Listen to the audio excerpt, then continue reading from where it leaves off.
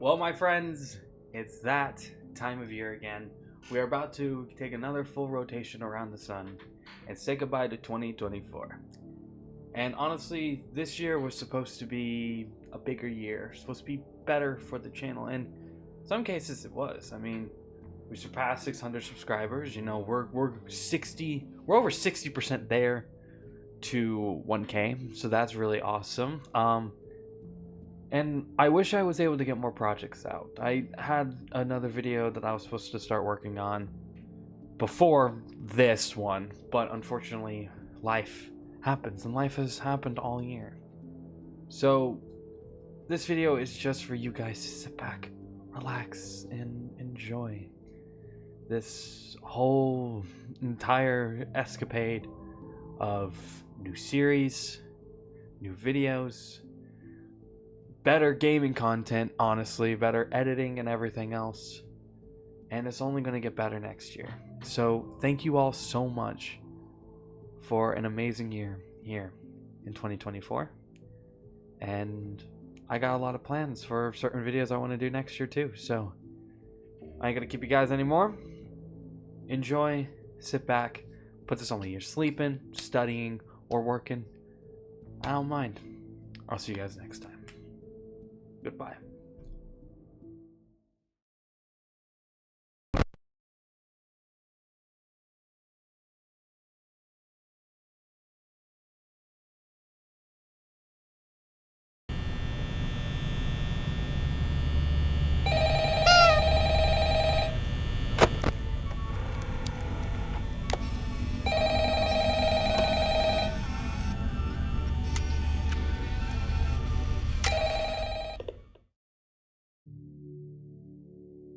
May 24th, 2023.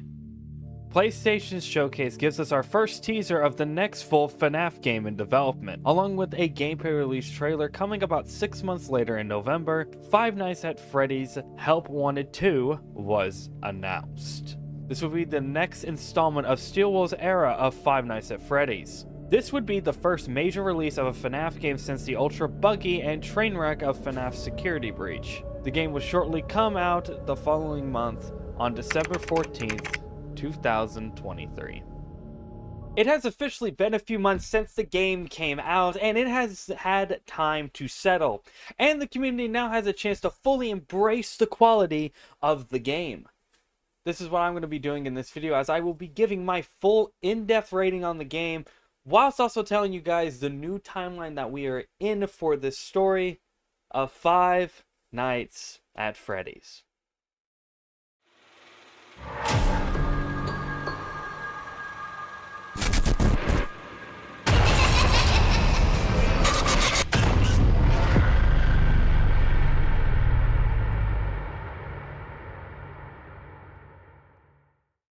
Loading into it, we are met with a nice little job orientation from the big voiceover guy himself, Hand Unit. We agree to these terms and then head into the main lobby of the game, and we are met with the FNAF 6 location, and it isn't in ruins like how it was in Security Breach. We are met with a 90s type computer with files on there with different games to play. Unlike Help Wanted 1, this isn't a game full of FNAF remakes, and I quite like that. I guess we should dive in, and I will be doing each minigame in order based on the files they are in, so let's go ahead and jump into Backstage.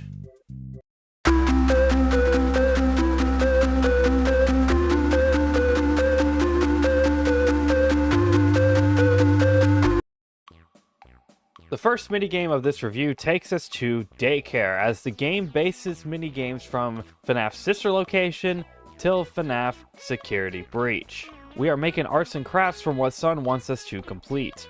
We are under a time limit for each creation, as Sun will get mad if we don't complete it in time. The first one, he gives us a painting we need to paint the correct colors of his liking. For mine, I got Freddy, and it is cool how we can mix colors together and such to make the painting have more flair and color. Yeah, son, how do you like my drawing? So many colorfuls. You could have just said you hated it, bro. Next, we get to create a paper pal. We use the dart gun to hit the items we need to make him perfect for sun. We can also hit dark spots, which can cause the lights to go out, and you will hear moon close to you, so maybe let's not do that. How does this one look, son? Did I do a good job?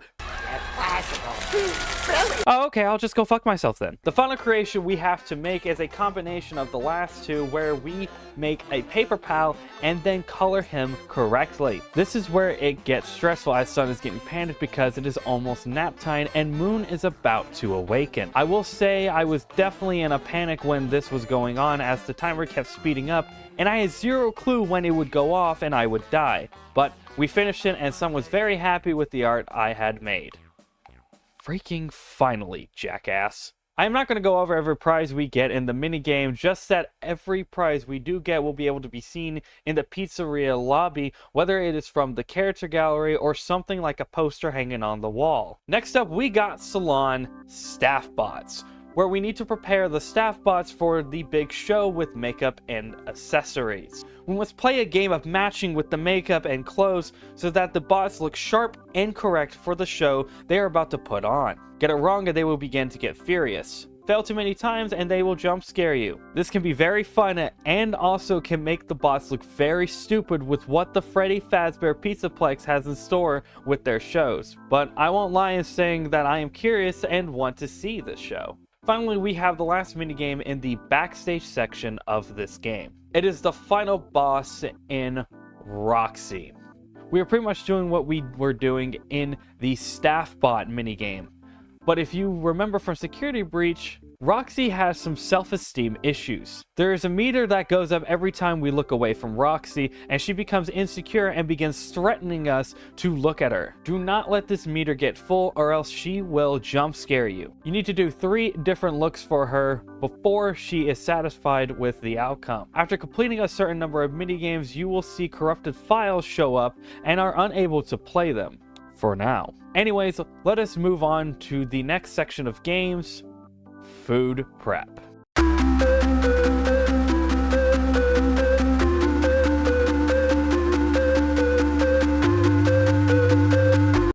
It is time to get into customer service mode as we start off with L chips. We must make the order based on what the staff bots want. Going through multiple rushes, the game gets harder the later the rushes become. The items you have to pick from is the 4 drinks on your left, sides in your front, and meals on your right, where you enter a code to cook and serve it. Also, having a sauce gun to pick what sauce they want on their food. The meals start off easy, but get more complicated the longer your shift goes on. Fail to complete the orders within the time limit and you get jump scared by the chef bot. The stress that this can cause is insane, as you can find yourself panicking if you get one wrong and have to remake it. You waste time that you need to finish the orders. Thankfully, you do earn time per meal you complete, but still, remaking food can be a pain. Also, side note, but I do think it is cool to look out and see the main mall area of the Pizzaplex, as I feel way more immersed into this world. Pizza Pizza Pizza is the next minigame in this section of food prep, and we are in the kitchen downstairs from Chica's security breach mission. We get to make pizza, and I will tell you guys this game mode freaking sucks. I will explain that in a second, but first I will tell you how this game mode works. The drinks are on the same spot, and right next to them is a side of fries that customers will want. Then we got the sauce that we need to add to the pizzas that we get from getting the dough from the machine on the far right. We actually flatten the dough and put the sauce on it with the toppings of their choosing, and sometimes we have to roll it into a pizzerito. Guess what? This is a problem with the game mode, as sometimes putting it into the machine does not like it and has to be pixel perfect. Also, we cannot fail once because we aren't making food for the staff bots. We are making it for Chica, as she will run in and steal the food you make. It really sucks as we waste so much time to roll the pizzeria. I will give you some advice on that. You prep your drinks and start to roll your dough once you complete your order, as the few seconds you save can save your life in the game. Definitely will not want to replay this again. That is all from food prep for now, so let us go into staff only.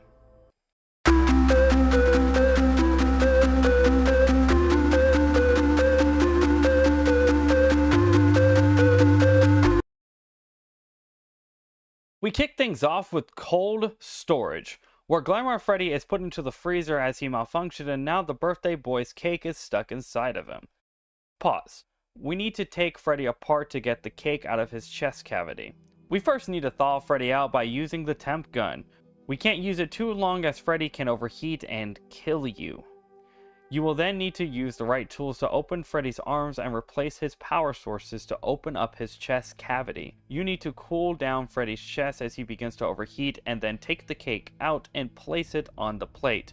Afterwards, you must grab the other cake from the other plate and then Freddy will tell you, "You are my superstar." Oh yeah, I did stream the day one release of the game, and if you guys want to support me, my Twitch channel is a way to do so. Next up, we got the Helpy minigames. Helpy is used as a first aid training aid.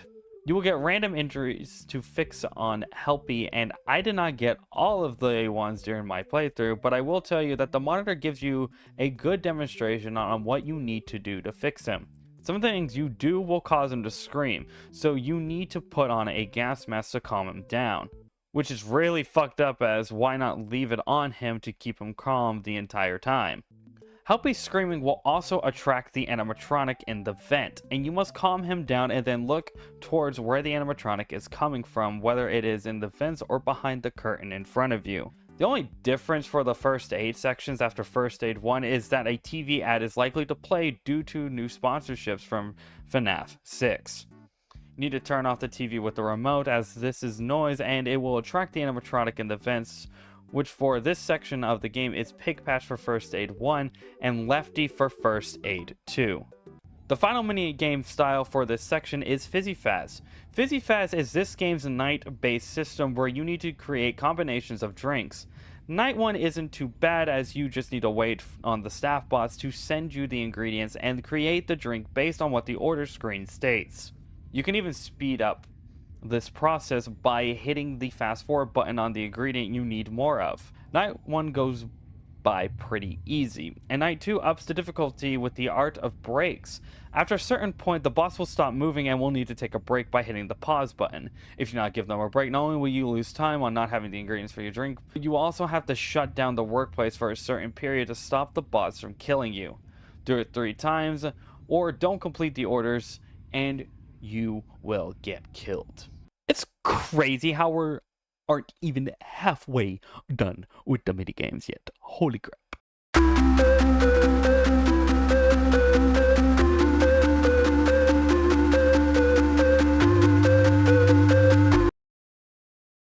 Fazcade starts off with Bonkabon.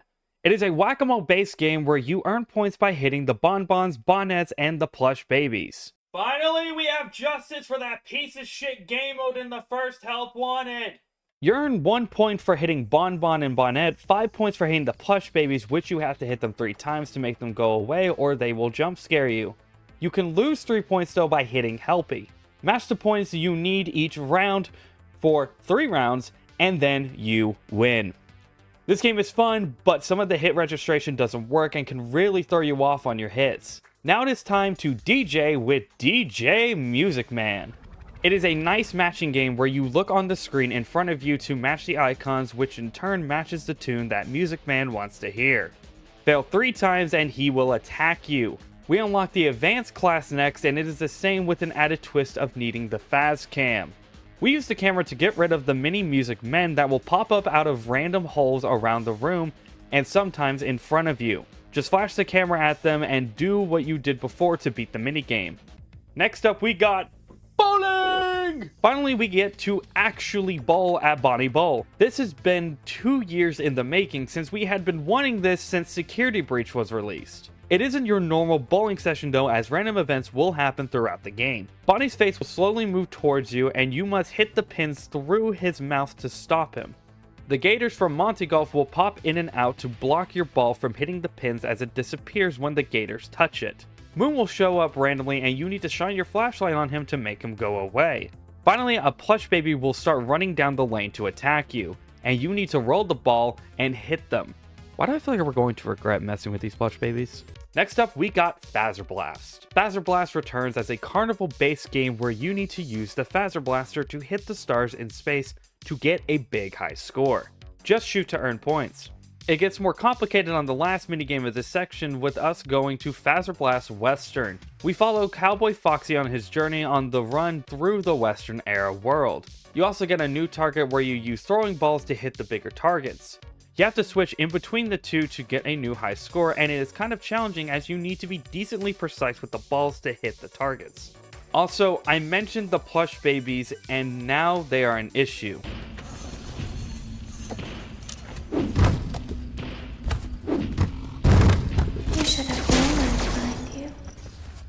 They will randomly pop up while you are taking out the targets, and you must hit them with either the balls or the laser from the Phaser Blaster. They aren't too bad to deal with, so I will let it slide since I barely had any issues with them during this minigame.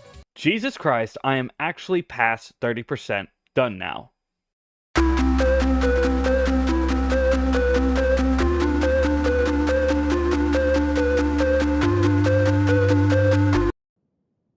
We are needed to fix the carousel in the carousel minigame to start off the Tickaboo section of the game. We kick it off by having to replace the power supply to get the carousel to start moving. Once it starts moving, the fun truly begins. Moon will randomly start riding the ride, and you need to focus your flashlight on him to get him to back away. The next task to do is to replace the switches and turn them to the right spot to regain some more power for the ride to move, and to begin to get the lights working. Now this next part was confusing to me when I first played it, but you need to put the blue and yellow pieces into the right spot and then solder it to repair the chip, and boom, the ride is fully functional again, and oh fuck, I just caught the thing on fire. We need to survive another minute as the literal last minute resets need to settle. This section is short as we got our last one for this being Foxy's Log Ride. Probably my favorite thing in Help What 1's Curse of Dreadbear DLC. We get a sequel, and it is a fun ride as you get to go on a relaxing ride and shoot targets to earn a rank in Pirate Foxy's crew. This ride is based on the Cowboy Foxy adventure that we saw earlier from Blast Western. It is just a boat ride where nothing really happens. For now.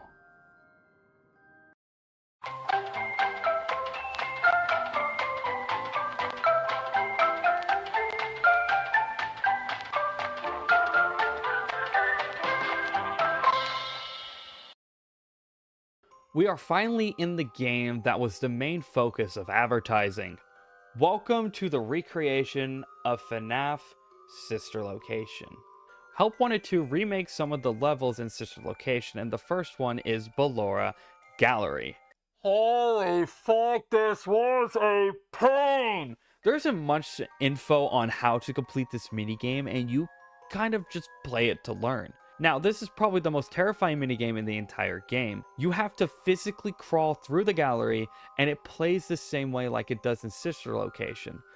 The only difference is that when crawling, if you go too far away from your goal or go off exploring, you get jump scared by Biddy Bab that is lurking in the shadows, and mini arenas that will notify Ballora of your location if you do not throw them away. Yes, the way you can lure Ballora away is by throwing the mini arenas across the room.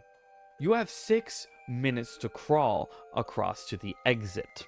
A good strategy for the minigame is to move as quick as possible until you hear Ballora begin looking for you, where once she does, you move back 1 movement and wait for her to pass. Now, what makes this terrifying is the voice lines you can hear from Ballora throughout the entire crawl. Take a listen. Is someone there? Perhaps not. I can hear someone creeping through my room. Why do you hide inside your walls when there's music in my house?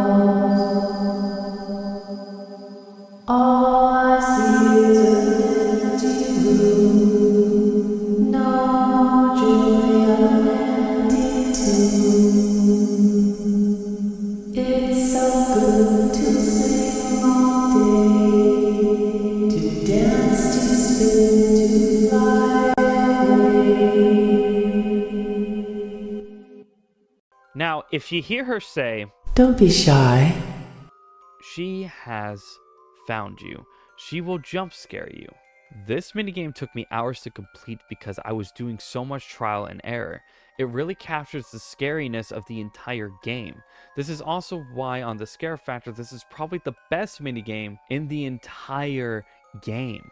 You can also fuck off on me replaying this again. Next up, we got Breaker Room. This is the remake of Funtime Freddy's room after you crawl through below a gallery in FNAF's sister location. You must pull and hold the levers to charge each breaker whilst also keeping Funtime Freddy in check with the megaphone that speaks in Bonbon's voice to lure them away. You need to keep an eye on where he is at in the room and point the megaphone at him so that it can register to move back to his previous movement. The longer you hold each lever and lever combination, the more he moves. Get the breaker room to full power and bam, the game is done. Finally, we have Office Private Room. Wait, hold on. If this is what I think it is, we need to set the tone.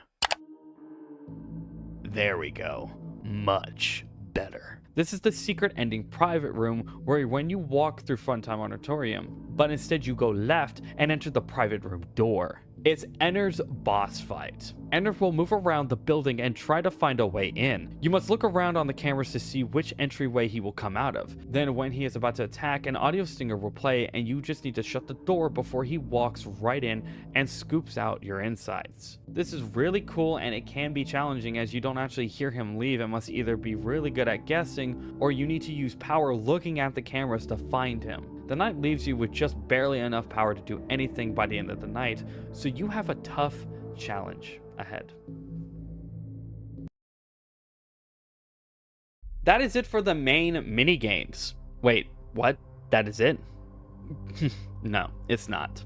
As you probably noticed, there are glitch files that resemble William Afton's glitch trap form, and they are unplayable in this place. That is where the gift system comes into play for the game.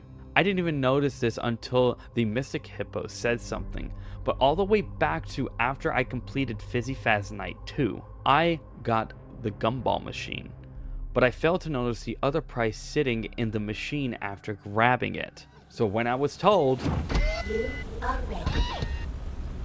Use the key to confront the darkness. I was very confused until I went back to the computer and saw the Faz Reg from Ruin. You then realize that you now have the key to the door, so you rush over and put it into the slot to begin unlocking it like you would in Ruin. The door opens and you see it. Princess Quest 4. You don't have a coin to play the game though, so what are you supposed to do? While looking to your right, you see the jammer from FNAF Ruin, where you couldn't take off the mask until you pulled it down to turn it off. You pull it down and then you read the poster. Clocking out already? Take off your mask. This is where we realize that we are wearing the Vanny mask the entire time. As we exit the room, we realize where exactly we are. This is the FNAF 6 location from Security Breach. We just were in our own fake world where nothing could go wrong. We teleport back and see that the computer has turned into the terminal from Ruin, and we must now face the reality of hard mode. The glitch files now can be played, and this is the final stretch of the entire game.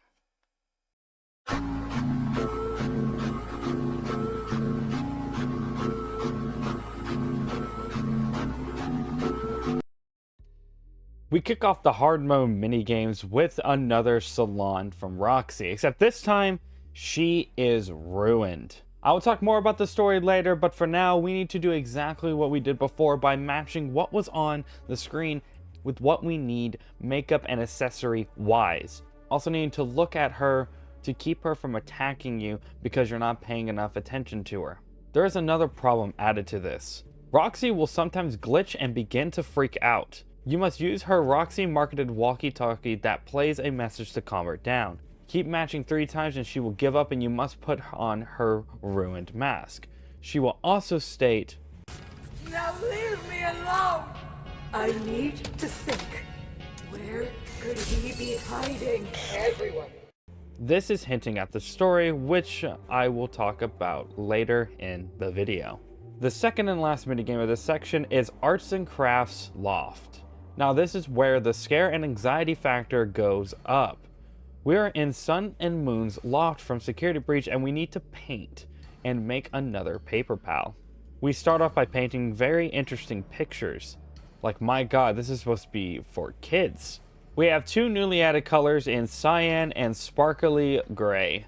We just paint the picture given and then bam, done and done. There you go, son. Hope this makes you feel better. Wow, this'll look great on the fridge. Motherfucker! After finishing the painting, the lights go dark. Now we are in nap time. We have a flashlight and we need to use it to look around and see what we are doing and where the items are that we need. It doesn't have a long battery life and needs to be recharged quickly, which can really suck as we also need to fend off Moon.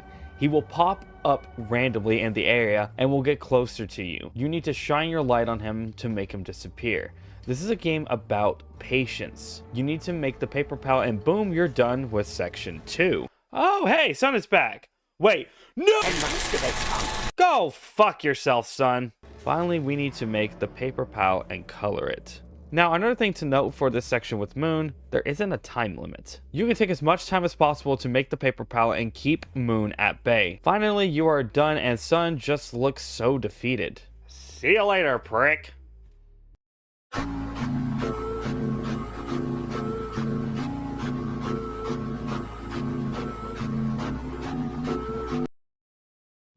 Now, we are in the part of the game where a couple of the sections only have one minigame in them, so I will just be labeling them as the minigame.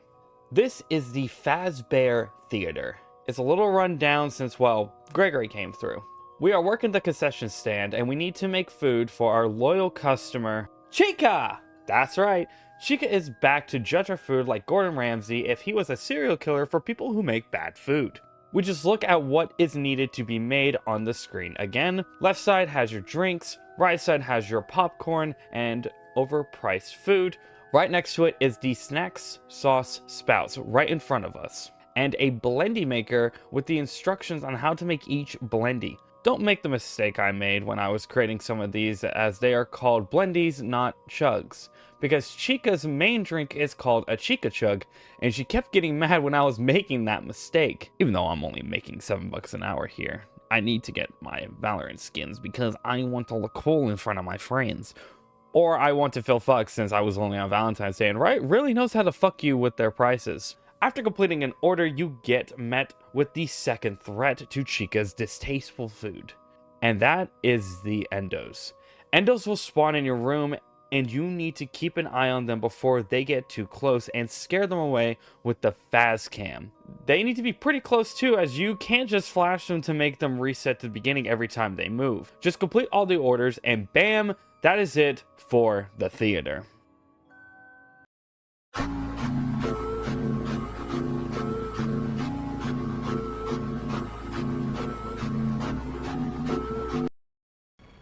We are back to helping Helpy. He really hurt himself this time. We do get some new injuries playing First Aid 3. It is just like the other ones, except that this time it is with Scrap Baby, which is the scariest animatronic from FNAF 6 in my opinion. Seriously though, like the first two of First Aids, I can't fully explain the minigame as I never got all the injuries in my run on the game. Just look at the monitor and fix what is wrong with him. If you do want a full walkthrough on First Aid, I will leave this video by the Game Archivist in the description below. The big meat and bones of this section is the final 3 nights of Fizzy Faz. Night 3 adds a new mechanic into the game by having supervisor orders in the mix. You need to make these ones quickly as they give you less time to do so, and you still need to make the main order you were given as well because they can and will catch you mid-order. Nothing else is really added to the night, so just play it out until you make all of the orders. Night 4 doesn't mess around either, as we get new things left and right. For one, we have a new ingredient, salt. Salt is now added to your ingredients list and will have its own bot to look out for. Next, we got spoilage. If your ingredient dispensers get full and the staff bot adds more to it, it will become contaminated and spoiled to where you need to completely trash it. This can screw you over if the same bot needs to go on break and you need it for the orders. Finally, we have Chica. Ah, damn it, how many minigames are you fucking in? She is in the garbage area and you need to watch her as she will randomly leave it to go to one of your stations to make it unusable. So you have to trash some ingredients to make her go back to the garbage. I wouldn't say this is hard, just can become overwhelming with all the breaks and orders you have to make. Thankfully, Night 5 doesn't add anything new to the task list to do. Only thing it adds is my stomach after Taco Bell.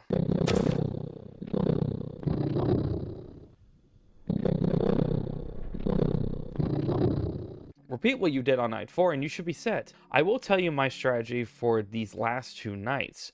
Just wait for the ingredients to build up and then send the order you made out so that you don't have to worry about waiting for new ingredients to show up. And that break shouldn't interfere with the production of the Fizzy Fast drinks. The final minigame in this section is Endo Warehouse. This was a bitch to complete. It is a matching game where you need to teach the new Endo how to interact with the kids safely. You go through grade levels in school on how to act with certain customers. The only problem is getting it wrong because you are also distracted by Endos coming to kill you. Just like the theater minigame, you need to have the Endos get close enough to you to scare them away with the Faz Cam. Holy shit, this was worse than Below Gallery, and I changed my opinion and that I never want to play this again.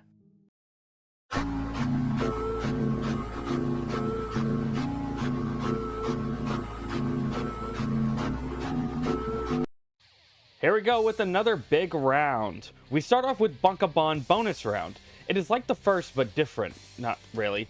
It's the exact same concept from the first one, only this time once you get through the main 2 rounds of the minigame, some eyes will appear and when you hit them, the game breaks and needs to be rewired. You put the numbers in the order that the wires need to go into. Once you do that, you can play the final round. Following that, we jump into DJ Music Man Pro, the final DJ Music Man training course. I will say seeing his silhouette in the dark is pretty fucking terrifying. We hit start and he is ruined. Yes, pun intended. The pro lesson adds a new switch to the game where you add more to the music. This can trip you up as the game doesn't tell you there is a new switch when loading into the game, so you are stuck wondering how the hell you get these new images. The switch is next to the turn switches and you need to pull it up or down to find the image DJ Music Man wants. The DJ Music Man will appear for you to flash them with the Faz Cam. Go through 5 rounds and boom, you can now DJ at Freddy Fazbear's Mega Pizzaplex. Fazbear Blast makes a new appearance with the FNAF 1 location. You have to play 5 Nights at Freddy's in this game mode. There's also a new target to hit with the dart gun added into the mix. The dart gun is used to pop balloons and shatter glass bulbs. How the balls can't shatter the glass, I have no idea. This is where multitasking is fucking put up to the max. You need to keep switching between targets, whilst also keeping Freddy and the game from jump scaring you, which can hurt your high score. On top of it, the plush babies can sometimes become harder to find. I do still love the abuse they are getting in this game as a whole, since they are arguably the most annoying game mode in Help Wanted 1. Yes, I know I keep repeating it, but my hatred for these fucking things is massive. If you thought FNAF 1 was overstimulating, then boy do I have a treat for you in FNAF 2. This entire time we have never had to look left and right. Well, since FNAF 2 has so many openings, they use the side curtains as the vents. This one, you need to try to prevent the animatronics from entering your office by doing certain tasks. The one continuous task is that you need to wind up the music box with the Fazbear Blaster. Keep it going as the puppet won't be happy since she also blocks your arrow from going up past the yellow point. Next, you need to use the cameras to see who is coming next. Mangle shows up in her respective vent. Same thing with Wither Bonnie, Toy Chica, Toy Bonnie, and Balloon Boy. You need to open the vent to pop their balloons with the dart gun. Toy Freddy shows up after looking at Cam 10, and when he does, you need to put on the Freddy mask to hide from him. Foxy will appear in the Parsons service room, and you need to turn on the office light and destroy him using the balls by hitting the targets on his body. Keep doing this routine of checking the cams, winding up the music box, and dealing with the plush babies. You are set for success. Now that is it for Fazcade for now.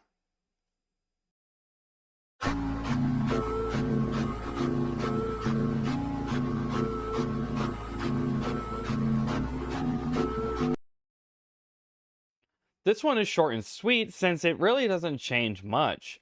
After we burn the carousel down in the first one, we go back to try and make it run again. You literally do the exact same pattern you did last time, only Jackamone is here and is more aggressive with when he spawns and moves. Put all the parts together and survive the last minute reboot, and you're all good for this minigame.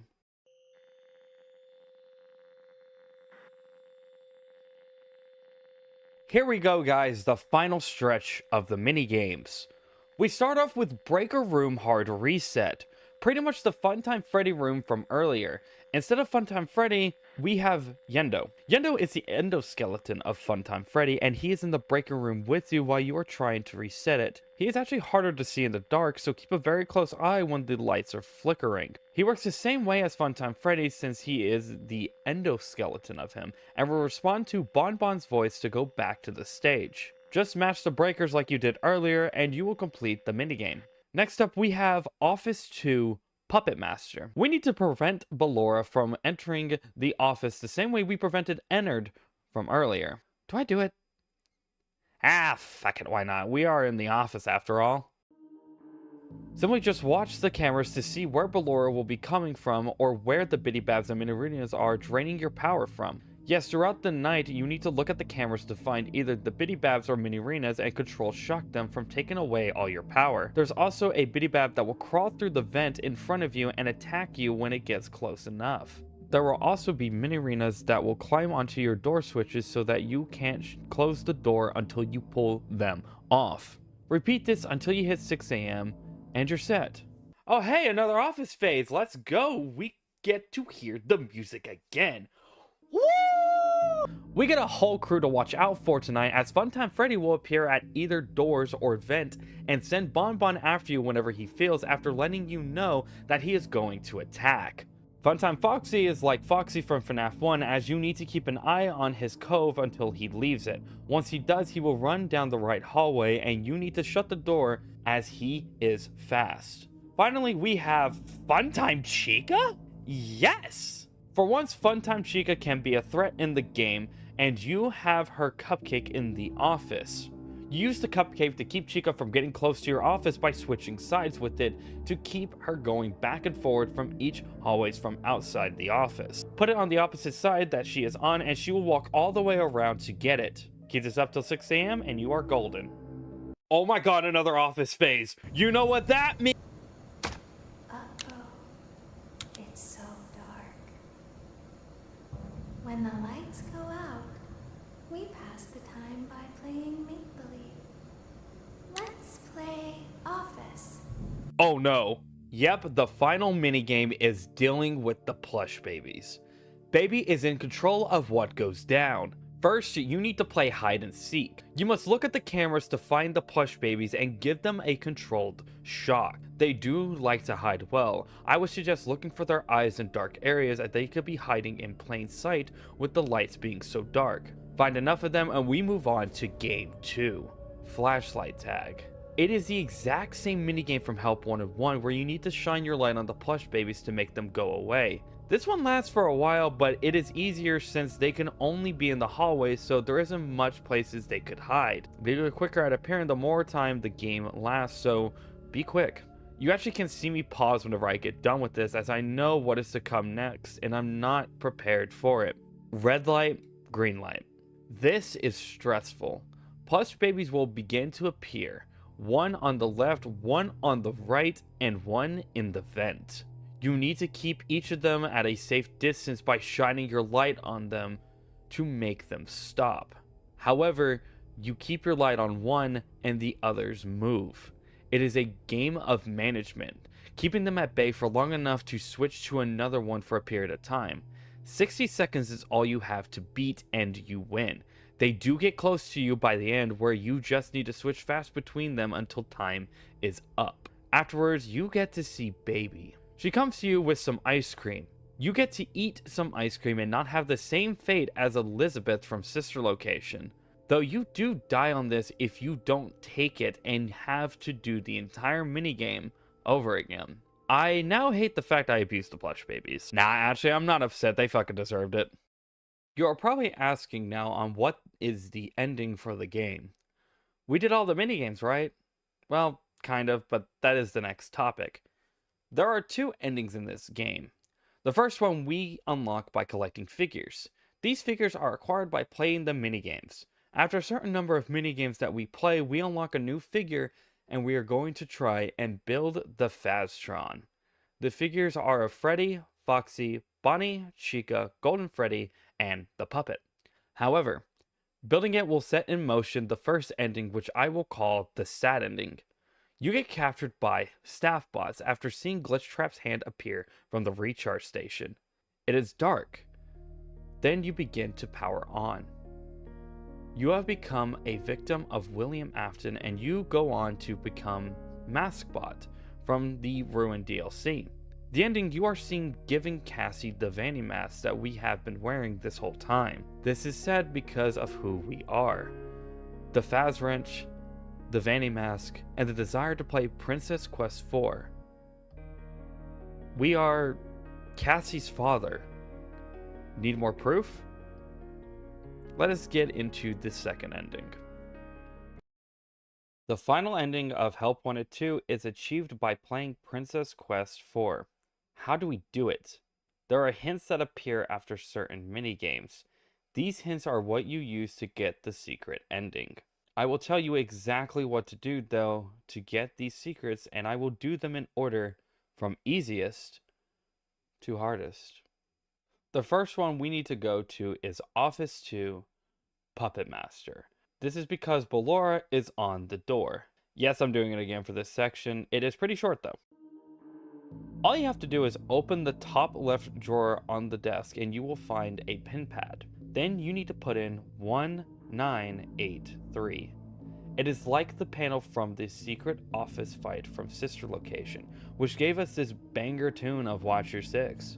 Once you do that, a plushie of the puppet will be handed to you by Glitchtrap. Grab it and then you can exit the minigame. Yes, I know Markiplier competed the minigames again, but you don't need to do that when grabbing them. Now we know we are grabbing plushies of the animatronics, and that is how you get the puppets. Let's get Golden Freddy next. This one might be confusing, but it isn't that hard to do either. You need to make the graveyard drink. You go to Fizzy Faz Night 3 and mix all the ingredients together with some of the Soda-Roni from the can in the mix. I don't think you have to do this while the building is shut down, but I hit the button and did it anyways for safe measures. Mix them together, and while the building is shut down, send it. I trashed it at first and confused myself, but you need to send it like an order and you will get the Golden Freddy plushie. We do Chica next. Wait, what did I just say? The hint states that you need to throw Chica's in the trash, and that means all of Chica's branded food in the Fazbear Theater needs to be thrown in the trash can right below you. That means you throw her drink, Blendy, lemon bar, and chowder in the trash can to get her plushie. I know it isn't that hard to do, but it is more confusing just seeing her heads being thrown in the garbage can. Here we go with Bonnie's as tilt backwards. This is when you need to repair the Bonkabon machine and you put the wires in order from the number code. However, to get the plushie, you need to put the wires in reverse. It took me a couple of tries, but it was decently easy, just not as easy as the others. Once you put it in reverse order, just bonk it with the hammer and you get the Bonnie plushie. We get to take another ride with Foxy, as if we look up above Mystic Hippo's area, you will see Helpy getting hit with balls. Whenever we are on the log ride, we will see Helpy pointing. We hit him and he turns the other direction, which switches the tracks into going into a different location of the log ride. It becomes glitched and now we have a threat in Jacko Moon. We need to hit the yellow switch before we get too close to him or he will kill us. Now, we are looking for 4 blue stars in this ride. There is one hidden in each section of the ride. First one is on the streamer lights in the first part of the glitch town. After hitting the second Helpy, you go into a glitch game of chicken. The second star is on top of one of the doors. Be ready for the third Helpy as he moves across the minecart tracks at the top of your screen. Going through a final ride through the town, the star will be on the long path on your right to hit. Finish the ride to get to the cake, and the final star is on it. Once you hit that, instead of going back to Captain Foxy to get your rank, you float down the river to a chest. In it is Glitchtrap ready to hand you the Foxy plushie. It's not so bad as the others, just that if you miss either one of the helpies or stars, you have to restart. This last one is a pain in the ass. The hardest one is, of course, Freddy's. This one takes place in all 5 Phasor Blasts. Yes, I said 5. You need to hit rockets in each of the first 3 Phasor Blasts. The first one is in space, second one flies behind the train in Western, and the third one shows up randomly in the FNAF 1 office. The last thing you need to do is what you are seeing now. It is not getting jump scared by the puppet and defeating all the animatronics without dying. Do the same thing you did before, except you cannot lose at all. Keep an eye on who is where, as if you miss one, you need to restart. As the rockets were hit, more things were happening around the Phasor Blast area until you defeat all the FNAF 2 animatronics. Once that happens and you do everything right, the carnival will burn to ash. This unlocks Phasor Blast FNAF 3. This is a secret minigame where in the burnt down area, Springtrap will appear.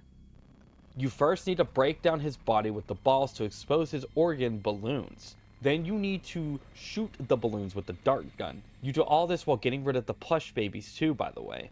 Finally, you must shoot the target on his chest with the Phasor Blaster. That causes a cardboard jump scare and Freddy's plushie will appear right after. That is the final plush, and we must go to Mystic Hippo, who now has the coin we have been looking for. The coin that will let us play Princess Quest 4.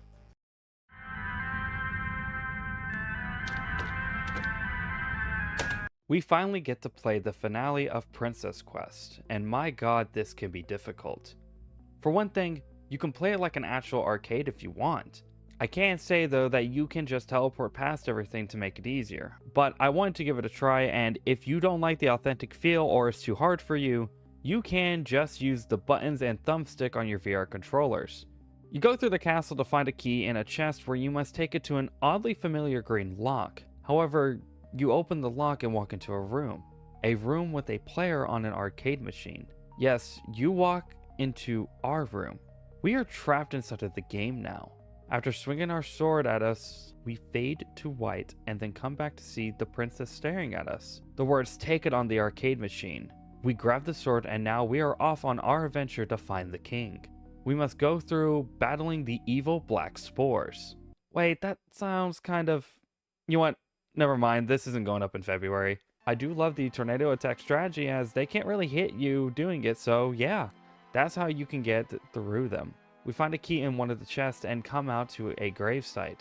You can't just light them all up randomly, but if you put them in this order on the screen, you can get a Bonnie mask Easter egg. The graves open the door to the king where you trade your Vanny mask for the Glitch Trap plushie from Help Wanted 1. Once doing so, the door opens to the sister location elevator. This elevator takes you into a claw machine with Vanny staring right at you. Moon comes down and sticks his hand out for something. He wants you to give him the plushie. After grabbing it, Moon will drop it in the hole, and Vanny will grab it to fully see Glitch Trap in full form. William will wave at Vanny, but Vanny isn't under his control anymore and crushes the remains of William, hoping to destroy him for good. Then she leaves into the darkness, and that is the ending of the game.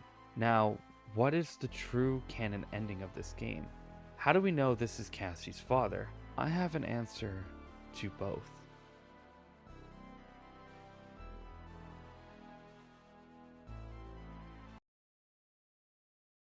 Cassie's father was a Fazbear technician who found the Princess Quest arcade machine back when he was working at the Pizzaplex. He found this strange feeling of needing to free someone from it. But who? Why? And how? Playing all the Princess Quest arcade machines and Security Breach, we know frees Vanessa from the grasp of William Afton. However, William isn't destroyed. Cassie's dad becomes obsessed with Princess Quest, and I believe he did free Vanessa, but then William retook control of her through the Vanny mask. He wants to find the last arcade machine. One day, Cassie's father goes missing. She has no idea where he went. He was in this world created by Glitch Trap to free himself. The world we start off in is revealed to not be real. We are in the FNAF 6 location and it is in ruins. Cassie's dad has been led there by Glitchtrap, and Princess Quest 4 is there to be played, but only after he does his bidding. Cassie's dad ends up looking for the secrets to play the arcade machine, and when he does and completes it, William thinks he is free. Unfortunately, Vanessa is already free due to Gregory's interference and security breach, and William is hopefully killed off for good in the franchise. The body mask we find is just a hint on who we play as, since Cassie's dad's favorite animatronic was always Bonnie. However, he can't rest for long. There is still something at the Pizzaplex. Cassie's dad learns from the Broken Candy Cadet about the Mimic. I would recommend V Gaming's video where they play the whole story so you can understand where this comes from. He learned about the Mimic, but needed to finish Princess Quest. Now he is trapped in the Princess Quest game. This is where he becomes the mask bot. He is trapped and the only way out is through the mask. This is only a theory, but this is all we got right now until the next game installment. I believe he gets the mask back from the king and he somehow possesses the mask bot to try and prevent his daughter from going down to find the Mimic. We now know that if you do the Afton ending in Security Breach, William Afton actually isn't there. In fact, it is the Mimic who we fight. However, since Princess Quest 3 is the true ending for the game, we never go down there at all, and it needs a way to get out, which is where it lures Cassie by mimicking as Gregory in Ruin to be let out. It shows that both endings come to life in Help Wanted 2, as the sword is seen in the mask world in Ruin in Vanny's room, showing that the Vanny persona is dead, and that Maskbot does give Cassie the mask at the beginning of Ruin so that she can see the security rabbit and have him stop you from reaching down below the pits. Only unknown to Cassie's dad, the animatronics became hostile because of Vanny's control over them, except for Freddy. In a world of obsession, Cassie's dad ends up endangering his daughter and wants to fix it before it's too late. This brings the timeline of Help Wanted 2 taking place in between Security Breach and its Ruin DLC.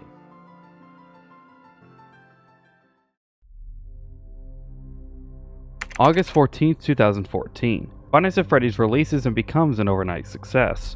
December 4th, 2017. Freddy Fazbear's Pizzeria Simulator releases and puts an end to the original FNAF story between Henry Emily and the Afton family. June 27, 2018. Ultimate Custom Night releases and it seems to be a nice final send-off to the community and FNAF in general. May 28, 2019. Got Games in collaboration with SteelWool releases Five Nights at Freddy's Help Wanted. This was something the fans wanted for a long time and they got it. However, this completely took the ending in Pizza Sim and flipped it on its head. December 16, 2021. Five Nights at Freddy's Security Breach releases. This is the main timeline from when FNAF began and where it had changed forever. As many people know that here in the present day, Five Nights at Freddy's is in a different place than when it first came out. It also gets a lot of hate for how a game would take almost 2 years to develop and yet come out as a buggy and unplayable mess. This is where everyone began to believe that SteelWool had ruined FNAF, but is that truly the case? That is why I'm here today to go through the history of FNAF to see when or if the game franchise was ruined to begin with. We have to start somewhere, so why don't we start with the first issues the community had with FNAF.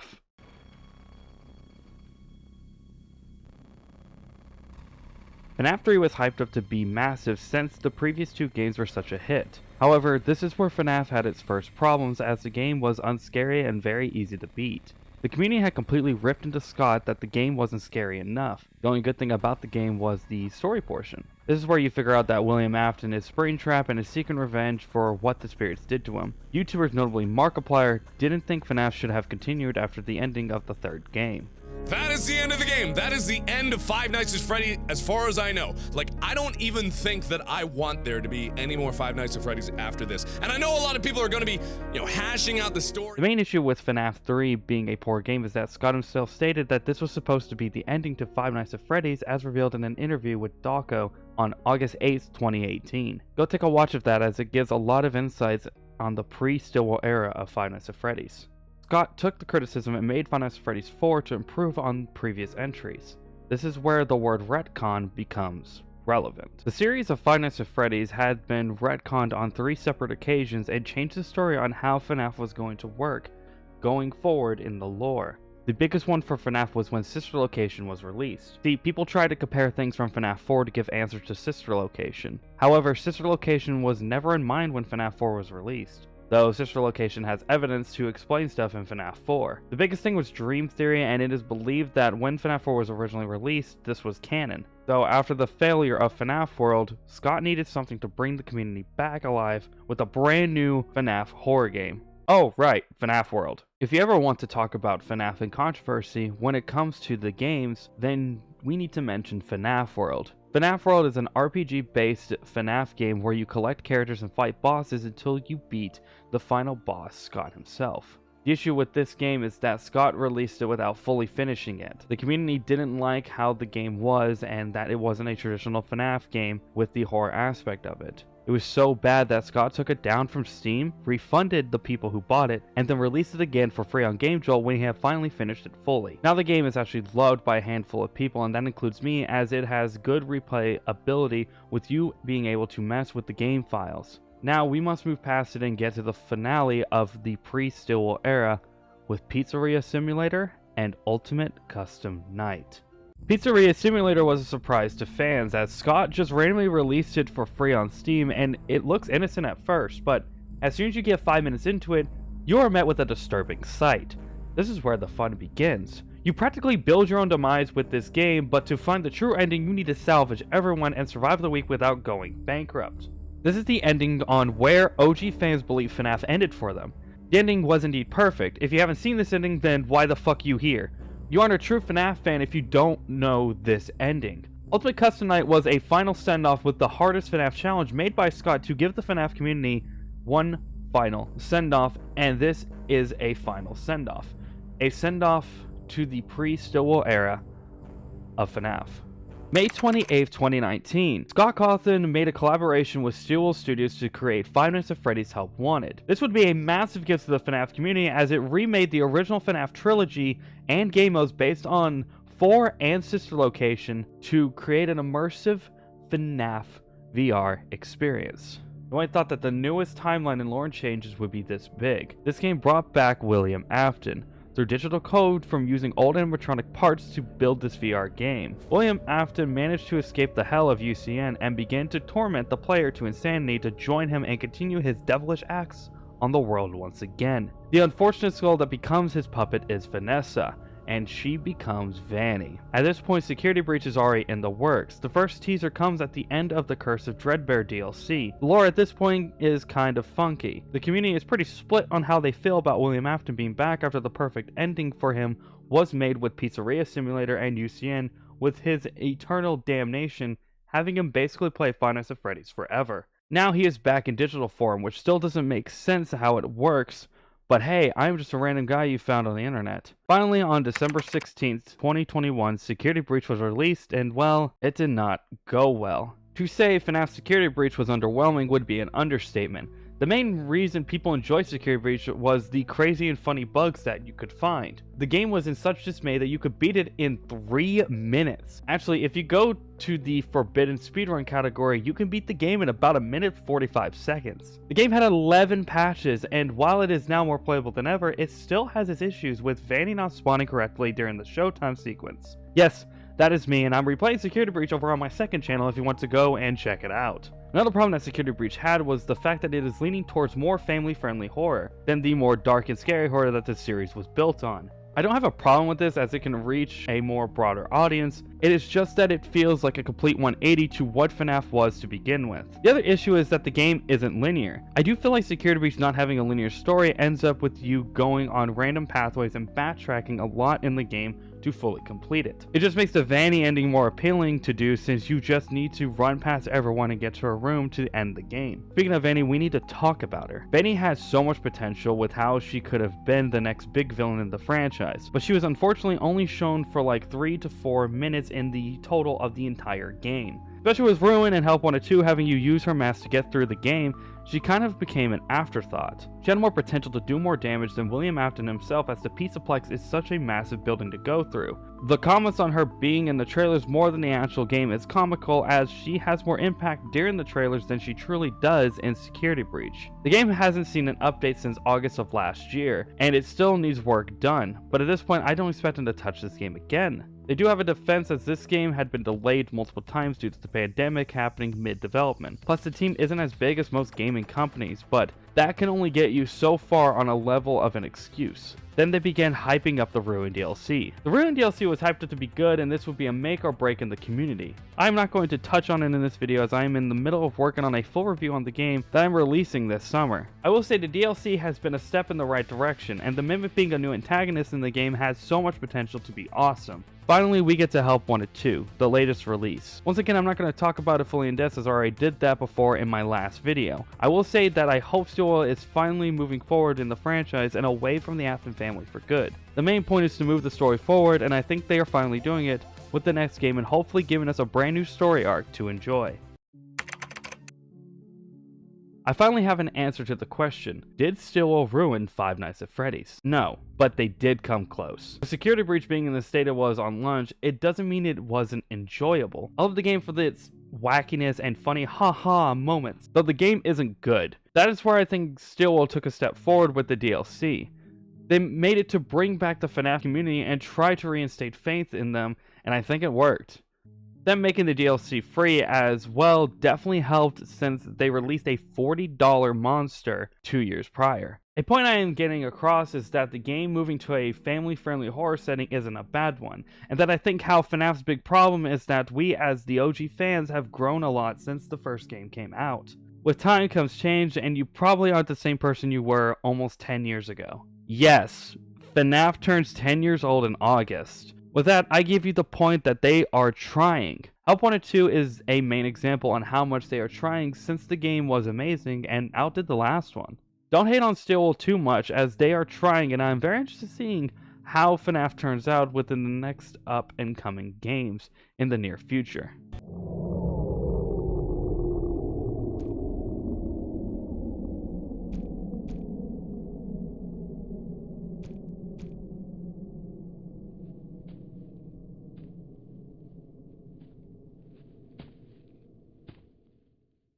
Was the Bite of 87 retconned? Yes, my friends, one of the biggest mysteries in FNAF history could have actually been removed from the game's lore entirely. This has been something I have been thinking about for the past few weeks, and at first I thought I was crazy, but the more I thought about it, the more it actually made sense. The real question is, can I convince you it is true? My name is Chase from Reviews Entertainment, and welcome to the first episode of Reviews Theory.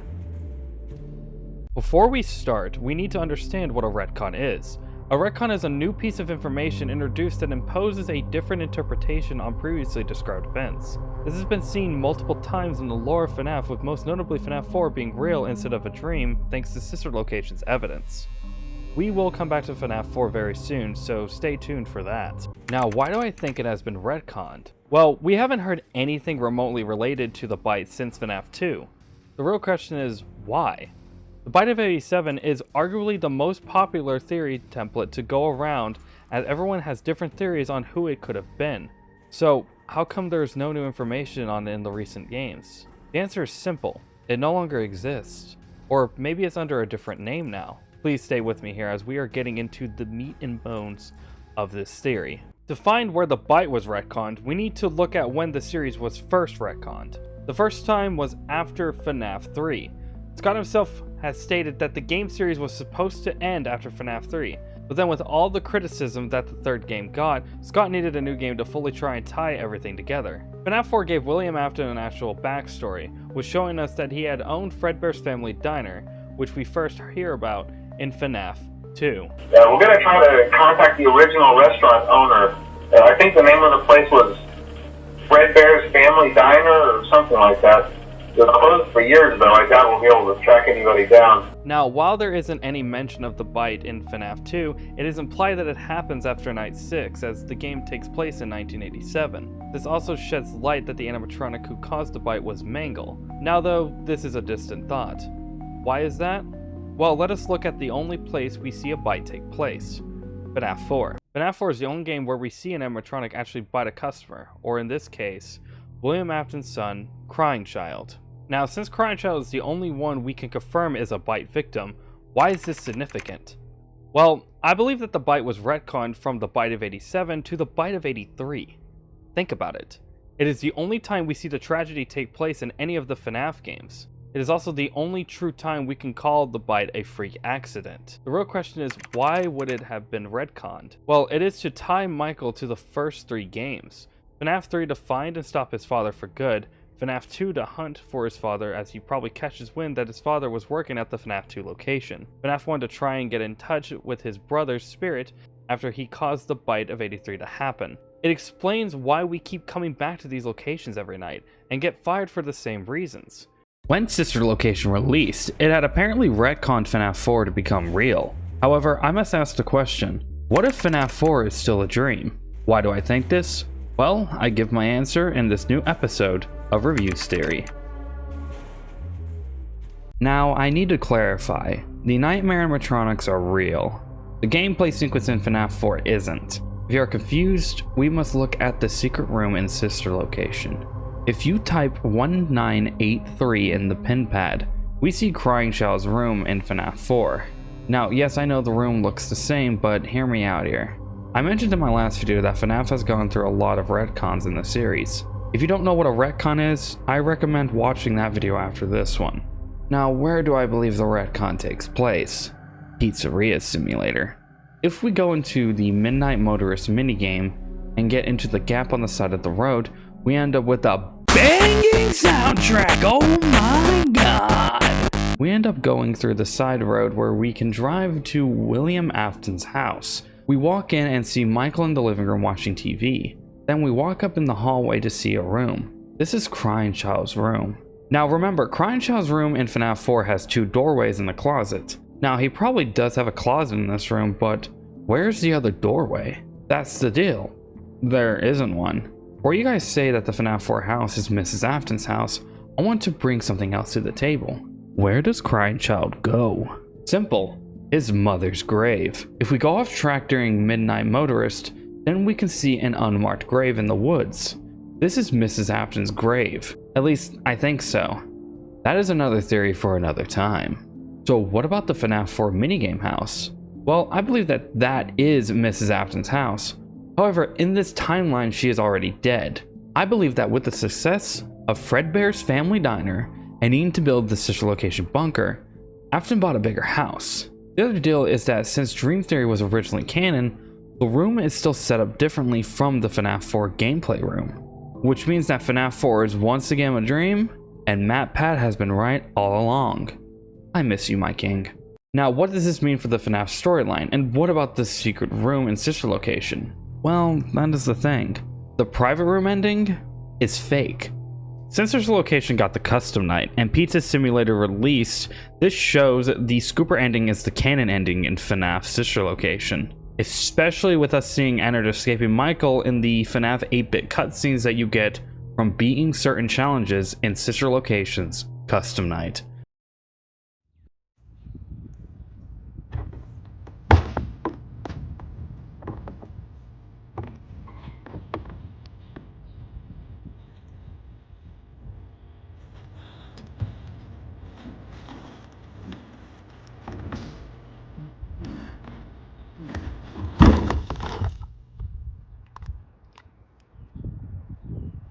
Ten years ago, Five Nights at Freddy's released and became an overnight success. YouTubers jumped onto this game franchise, which helped boost the popularity enough to get a sequel only a few months later. Now, FNAF has been sent through the ringer with multiple game tie-ins, a good chunk of book releases, and now a movie adaptation that was released in October of last year. Five Nights at Freddy's is massive. In fact, so many people are just now getting into this franchise, including probably some of you watching this video right now. There is probably a lot of you who think that the original game that took the world by storm must have been massive in gameplay and mechanics that make a horror game stand out. Well, you would be wrong.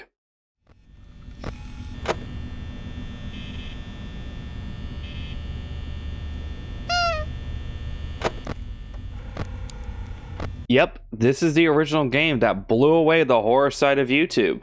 A point-and-click 2D based video game with some decent character designs. I'm not saying the first game is in any ways bad, it is just a middle ground for what the series developed into.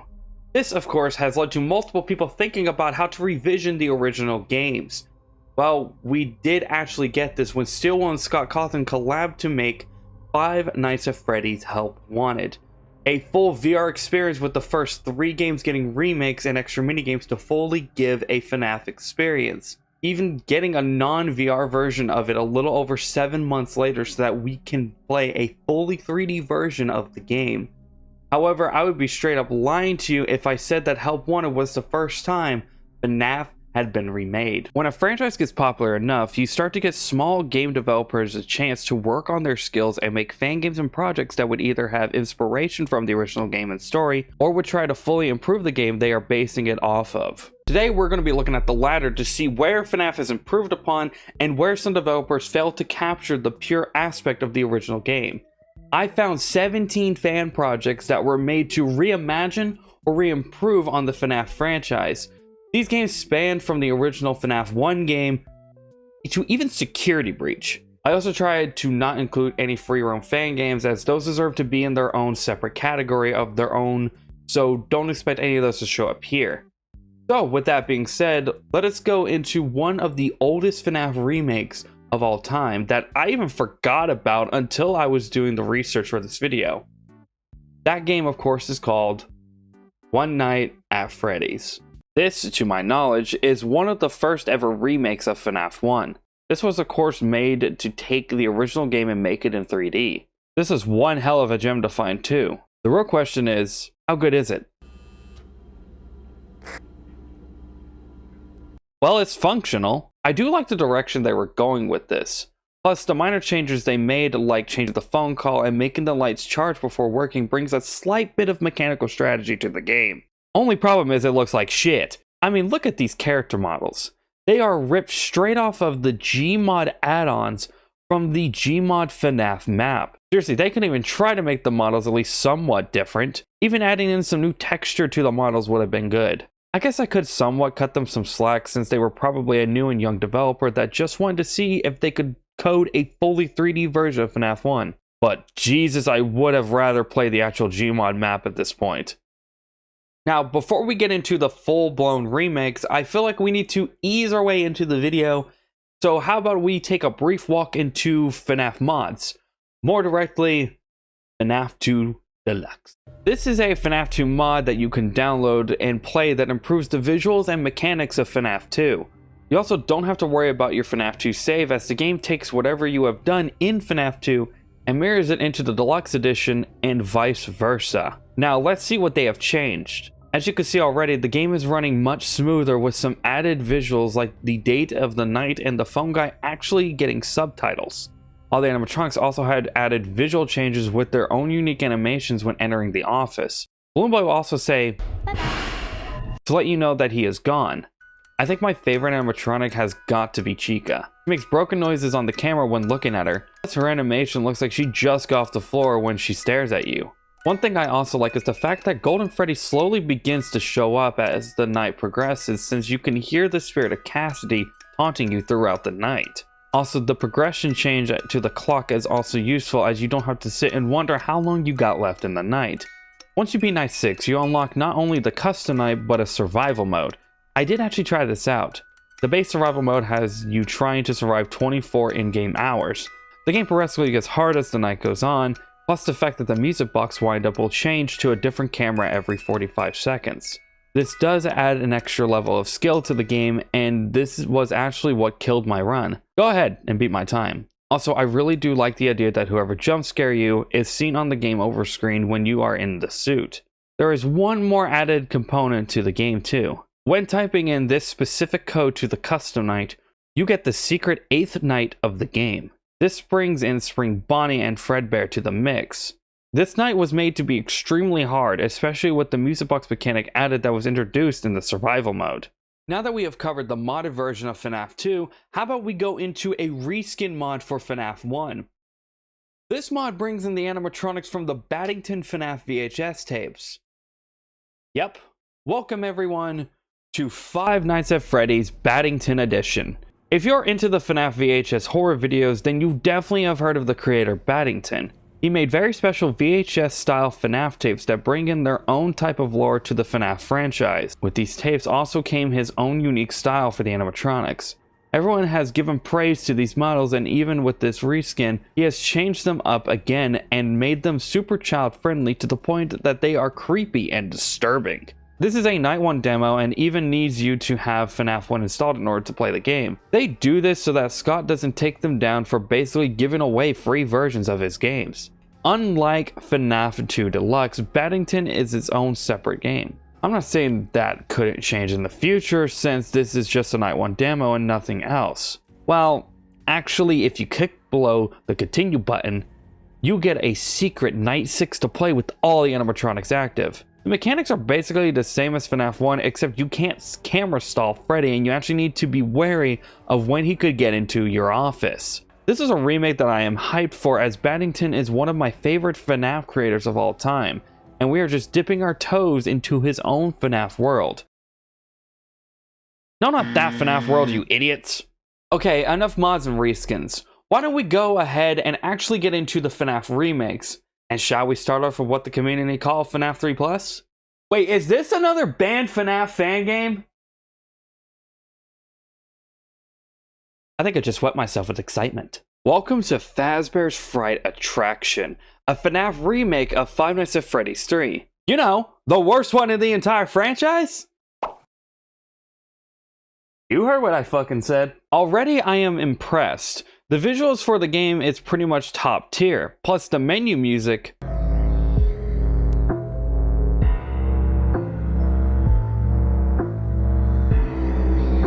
is really good. Let's get this started, shall we? Already we are seeing a massive change as we are needing to walk into the attraction. Jumping into it, we see that Springtrap is nowhere to be found. Yep, this still has the Night 1 deal where Springtrap isn't even present in the building. The other issue, the night is at its normal length. We can at least get some of our bearings here, I guess, right?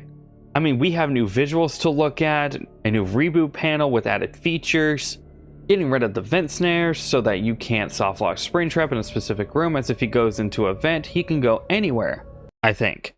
Yeah, I don't have a single clue how to play this game. There's no night phone call that I can listen to.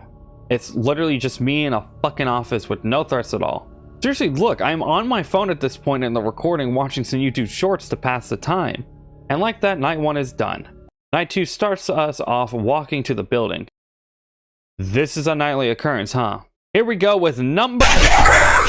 Jesus H. Christ! I just loaded into the game and immediately got jump scared by Balloon Boy, holy fuck! Yeah, I have zero clue what the fuck is going on. Some neat changes to the audio system too, by the way. If it errors out, then the audio doesn't play, it just breaks. So the audio system is now basic RNG in an RNG-based FNAF game with other RNG-based systems and phantoms that will RNG-based appear and jump scare you. Did I mention this game has a lot of RNG? Oh hey, look, I'm dead. Well, let me try it again. Maybe this time I won't get fucked immediately as soon as I open up the cameras. Wait, we have to walk after every time we die? Son of a bitch. Okay, I think I'm kind of getting the hang of this. You just need to keep him circling around the cameras without vents. It is decently a challenge, plus it looks freaking amazing with these visuals. Like, Fazbear's Fright has never looked better in a FNAF game. Where the fuck did you come from? Gonna be honest, FNAF 3 is better than this shithole. Even Springtrap's jump scare looks worse than the original. Well, that was a shit show, so how about we move on to another full 3D remake? Except this time we will be doing it in FNAF 4. I fucking hate my life.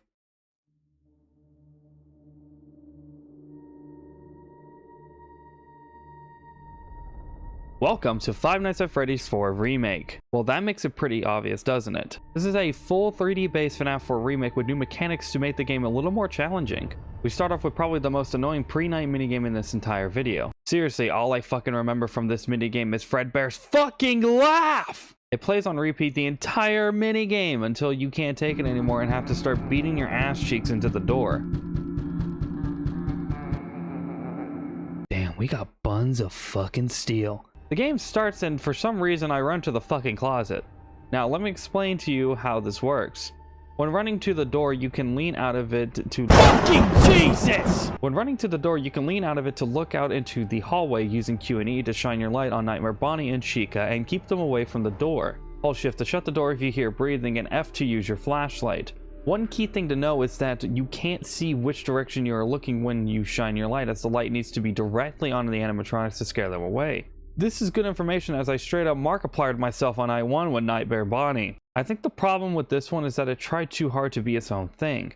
The lean mechanic could just happen automatically and you don't have to look around to then point at the animatronic when it clearly had time to walk up to the door before I could even try to stop it.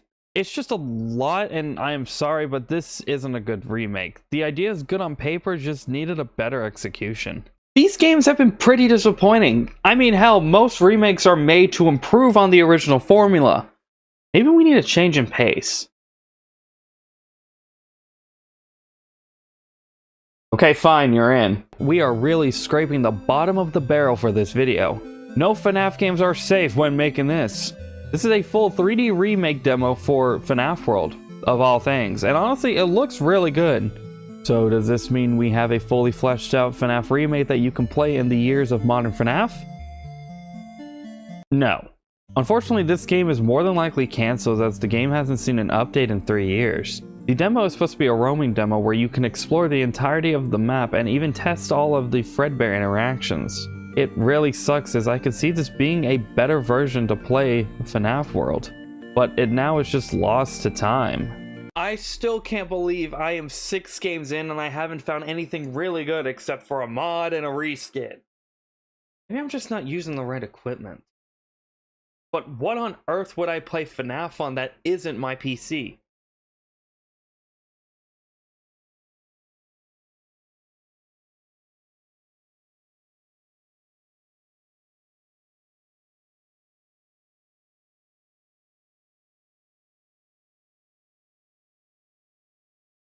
Welcome to Five Nights at Freddy's Sister Location in VR. This mod completely remakes Sister Location to be a full and immersive experience for the VR world. We start off the game with the best joke in all of FNAF. Welcome, Eggs Benedict. Then we jump right in and start crawling through the vents to reach the main hub area. We do our normal night 1 routine and give everyone some good motivation of 50k volts and head into Baby's area. Why the fuck are these vents so long? Seriously, these vents are big, and I will be honest, I started to feel motion sick at this point, and we just started the game. We do our final routine with Baby for night 1, and then crawl back through the vent to end our shift. And watch our favorite drama show with better acting than fucking She-Hulk. We finish our shift and do the basics where we get the annoying as fuck angsty teen voice and then have Ballora and Funtime Foxy absolutely want to touch my little ass cheeks and then even more vents! You know the drill, the control shock button stops working and hand unit needs to disable the power. And this is where we meet Baby and have to hide in the crawl space. Oh, okay, Bacon on Marvel Reference gave us Ant-Man's powers. Seriously, how the fuck am I in this thing? Anyways, I come to find out that it doesn't matter how I grip the fucking door, it won't stay closed. So yeah, I wasted my fucking time on another bullshit remake. Surely that Sister Location was just a bad choice. I mean, there is absolutely no way that they could possibly ruin another FNAF experience in VR. Please be nice to me. Welcome to Pizza Simulator in VR. An office demo where you take on everybody from FNAF 6. It works the same way as it does in the original game where you need to complete all the tasks to finish the night. That means that this night is basically Saturday night and is the most RNG based game I would play for the video, as sometimes the audio lure works and sometimes it doesn't. Also, I died whilst looking at the vents, so VR, you had failed me once again. Okay. So now that we have covered a lot of FNAF remakes on Game Jolt, I think it is time that we swap to another company that also allows creativity to be spread. This will also be a remake of the flat mode for the first Help Wanted. Yeah, VR has driven me insane enough to not want to play the VR versions of an actual good game. Thing is about these next few games, they are made on Roblox. I said we were scraping the bottom of the barrel. Welcome to Animatronics Help Wanted, a full Roblox remake of FNAF Help Wanted 1 that is currently being developed. I will say, loading in, you would believe this is the actual version of the game. Going into the main lobby, you will see that this is actually a massive rework to a fucking T. There are also new buttons here to go to a gallery menu so that you can see all the models that are already made for the game, and these look amazing. Then coming back to the lobby, you see Glitch Trap. Well, glitching through the wall. One thing I don't like is the loading screens.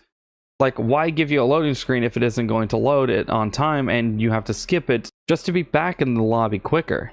Anyways, let us go into good old classic FNAF 1. Seriously, it seems like this is a port of the game as it looks almost identical to the original. FNAF 1 plays the same, obviously. So how about we just go on to something different to test to see how it is. Let us go repair Bonnie. The detail on Bonnie here is freaking insane. It even has his worn down details to show how old his animatronic model truly is. Repairing him is also remade to a T, with even the random broken guitar strings that need to be repaired. Might as well go with a stressful one next, so let us do Mangle's vent repair. Okay, Mangle being fully animated is pretty fucking cool. The directional sound is also really accurate. I will say she did get pretty close at times, but this is pretty accurate to the original game. Wow, I am blown away by how good that Help Wanted remake was. So let's ruin it with the Security Breach remake. Yes, you guys are not crazy. This is a work in progress beta build for a Five Nights at Freddy's Security Breach Roblox remake. As soon as I loaded in, I lost all my clothes. Why am I getting naked for Freddy Fazbear? Anyways, let us start off with the beginning of the game. Knowing the fact that Freddy looks like you put him under a hydraulic-like press, Freddy's room looks to be about twice as big. At least it is detailed. Oh cool, let us see Vanessa. Okay, seriously, you fully modeled the Glamrock animatronics, but you can't model Vanessa at all? Anyways, let us go on ahead and crawl through the vents. Hey look, it's Roxy! She actually looks pretty good. Let us crawl through to see Chica. Oh. What is it with these developers and making the vents about 3 times as big? Also, it wasn't even worth it because Chica isn't even there to begin with. Also, listen to how silent the game is.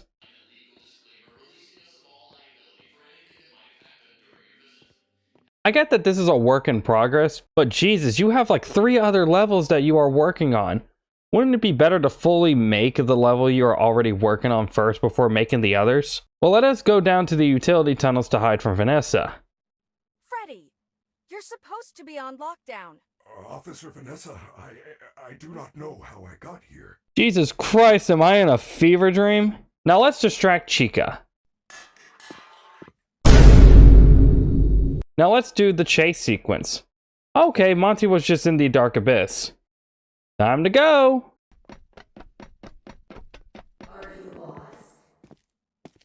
Yeah! This is supposed to be a really intense chase sequence, and it just lacks the intensity. Oh, hey, Chica! Hang on a second. You mean to tell me that you couldn't even put Chica in her room? But she's fully animated to chase Gregory? This doesn't make sense. Anyways, after the doors close, the level just ends. So, yeah, that was fun. Okay, now that we have covered a Security Breach remake, there is no way that Roblox of all games can outdo itself even more. Right?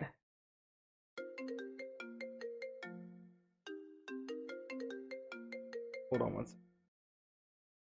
Hello? There's a job opening at Freddy's FNAF 2 location? Sure, how bad can it be?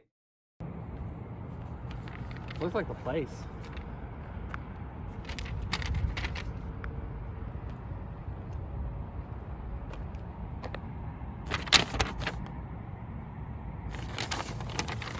Well, how bad could it be?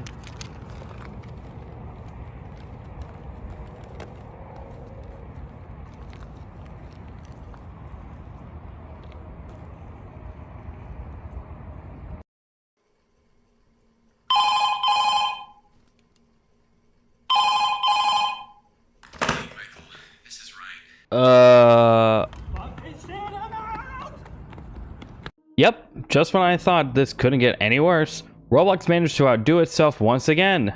Seriously, how am I finding the best remakes of FNAF on Roblox? FNAF 2 Reimagined takes the original formula of the game and make it even more terrifying. One thing, there's no music box. At least on night 1. But this game really puts you in a spin about everything you might have known about Five Nights at Freddy's 2. One thing, the flashlights needed to be dragged around the screen to see anything. Random cameras can go out too, and will need to have the fuses restarted with the fuse box right behind you. Which means you leave your fast cheeks out for everyone to come and clap them. The mask is pretty much the same. But I don't want to spoil too much of this game for myself, as I want to make some videos on it on my second channel.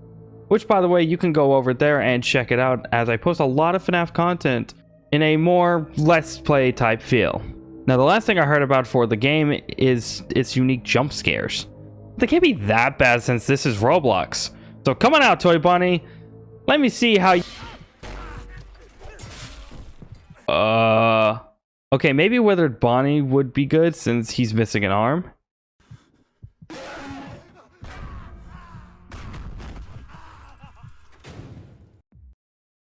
Oh my god. Okay, now I have to see Withered Foxy. Why is he in the party? Oh my fucking god!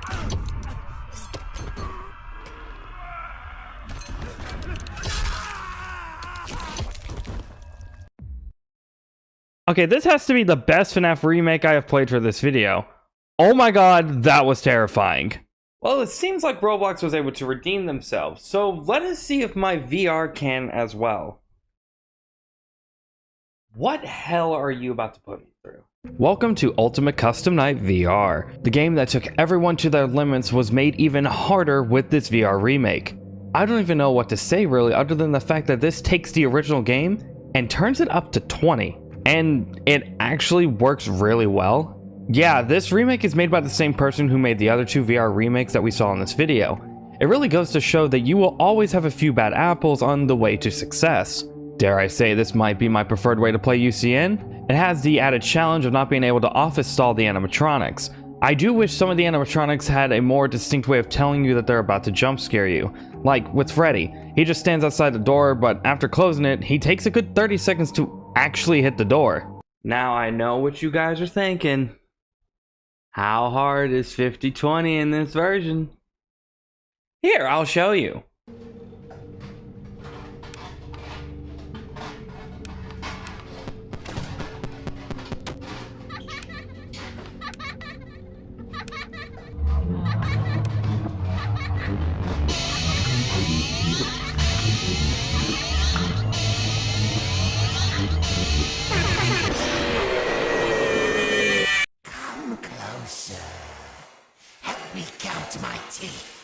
Now, we have seen how FNAF had been remade in one sandbox game with community creations in it, so how about we check out a couple of other remakes in another sandbox game?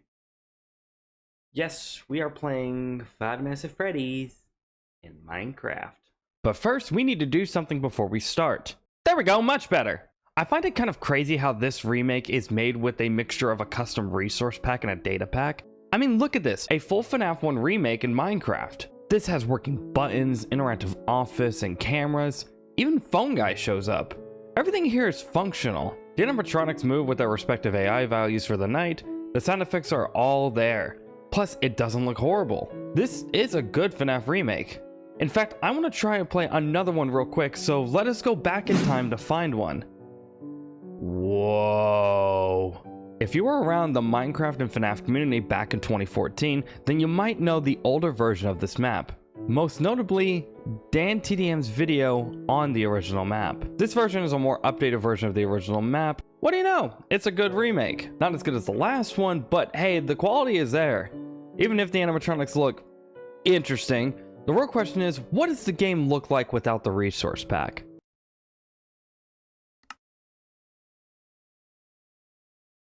Oh, this is interesting. Why is my fan Cocoa Beans? Okay, I get it. You guys aren't here for these fan games. Well, maybe a few of them. So we have two more games that broke the FNAF internet when they came out. Yes, guys, I am talking about FNAF 1 Rewritten.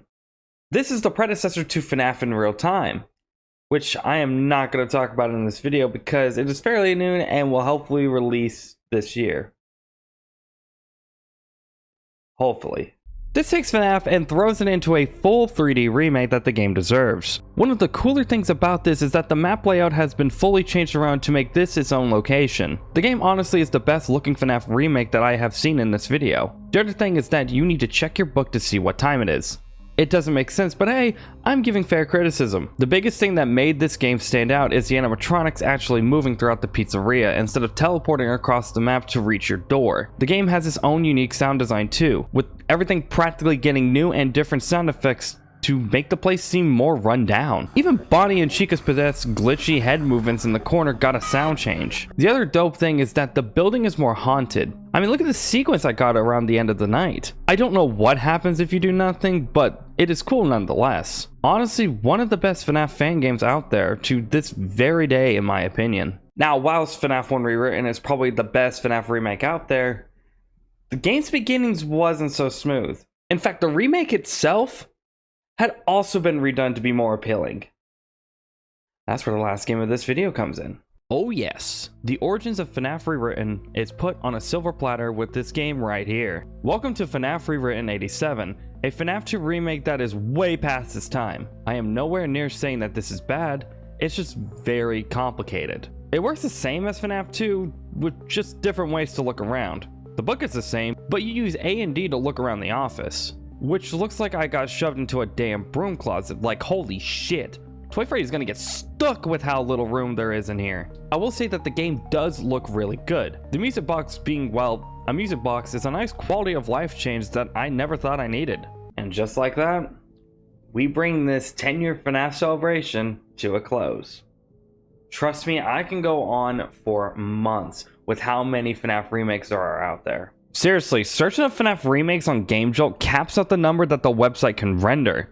New games are releasing every day too. There will always be new and starting developers that will test themselves by remaking the FNAF games. I'm in no means saying not to give it a try, as you never know where your games can take you. This video isn't made to discredit any certain creators and praise the others. I made this to show that every game has its flaws that can be improved upon. Most of the time. That just leaves a gap in the community that needs to be filled, and it is. Now, of course, none of these would be here today without FNAF, so I want to say happy 10th birthday, FNAF. And also, thank you, Scott, for beginning a franchise that I feel like I can be a part of. I will say, thank you guys for your patience with this video. I had a lot of fun doing it. I will see you guys in my next reviews theory video. Look out, because we have one final massive project due this year. Right, Ruin?